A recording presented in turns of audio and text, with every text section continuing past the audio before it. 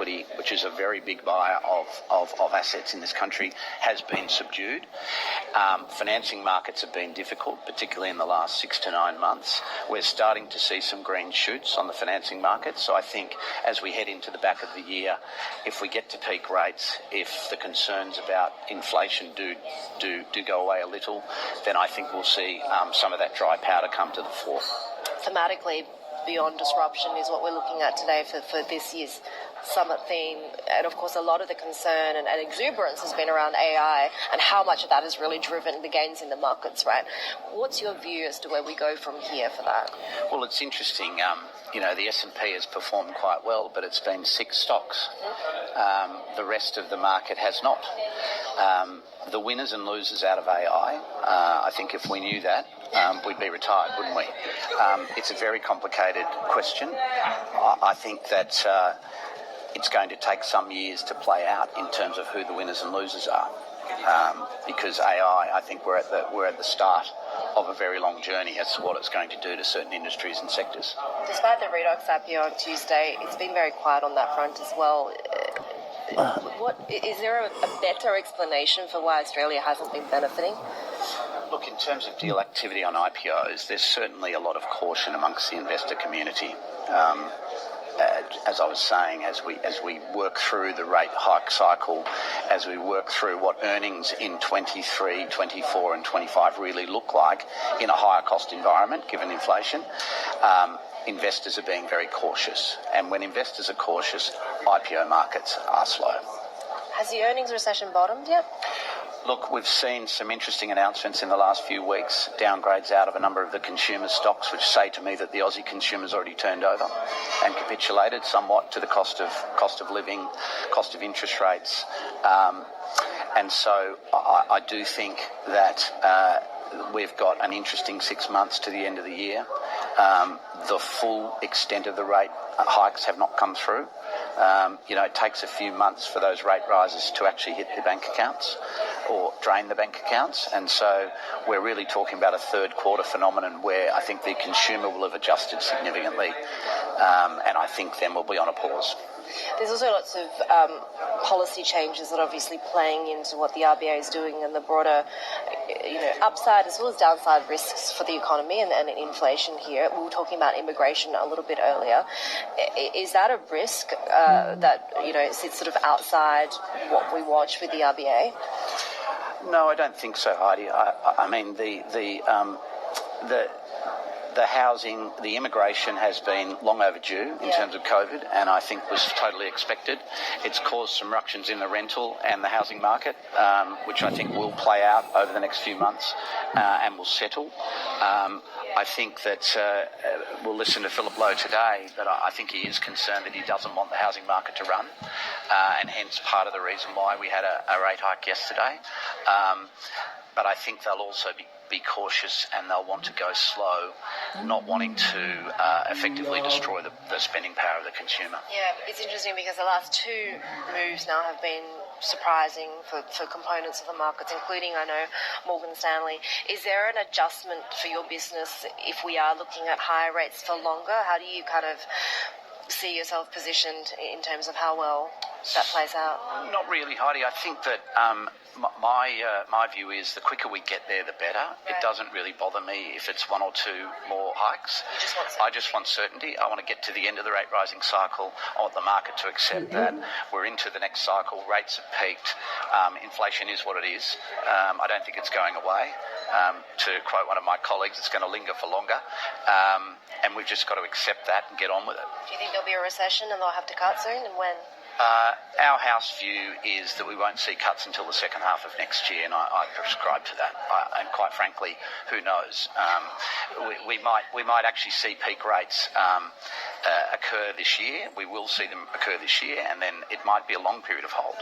Richard, always great to chat with you, especially on a day like today. All of the uncertainties make for good conversation and fodder. That was Morgan Stanley Australia CEO Richard Wagner joining us here from the Morgan Stanley Australia Summit, of course, where we'll be speaking to more great guests throughout the course of the day, including Morgan Stanley's head of Australia macro research, Chris Nicol, will be joining us a little bit later in terms of his views on how the RBA has more tightening to do when they see that peak rate of 4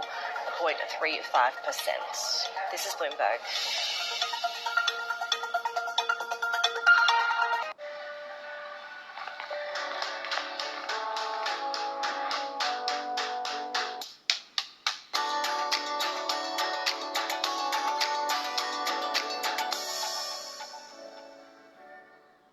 Reuniti.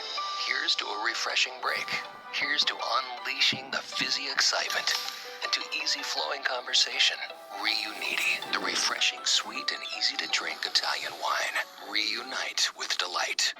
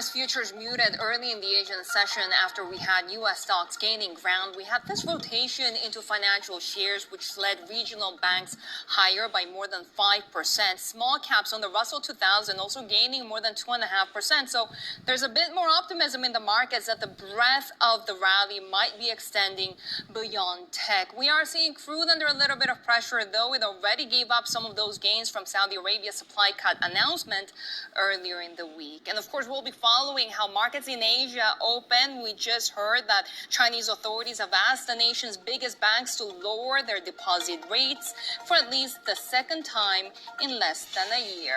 We'll have the details next. This is Bloomberg.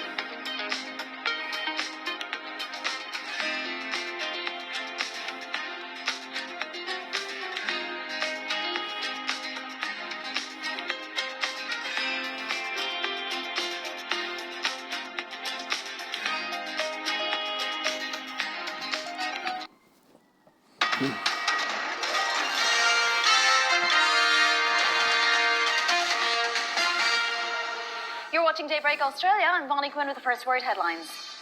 Bloomberg has learned that Germany is nearing a more than $5 billion deal to build 6 submarines in India. Our sources say ThyssenKrupp and India's Mazagon Dock shipbuilders are likely to submit a joint bid for the project. German Defence Minister Boris Pistorius is in New Delhi and is expected to witness the signing of the agreement.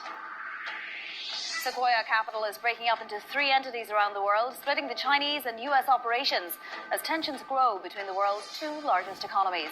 The firm will separate into independent partnerships and separate firms operating under different brands. This move is expected to take place no later than the end of March of next year. The US sanctioned several people and companies in Iran, China and Hong Kong, including Tehran's defense attaché in Beijing.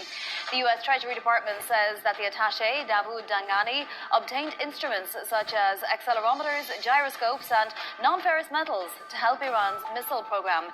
He was also involved in a network that used Chinese companies to get centrifuges for Iran's defense industry.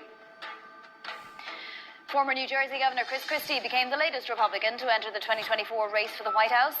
It sets up a clash with ally-turned-critic Donald Trump in an already crowded primary field for the Republican nomination. The 60-year-old filed paperwork with the Federal Election Commission ahead of a town hall in New Hampshire, where he is expected to formally announce his candidacy.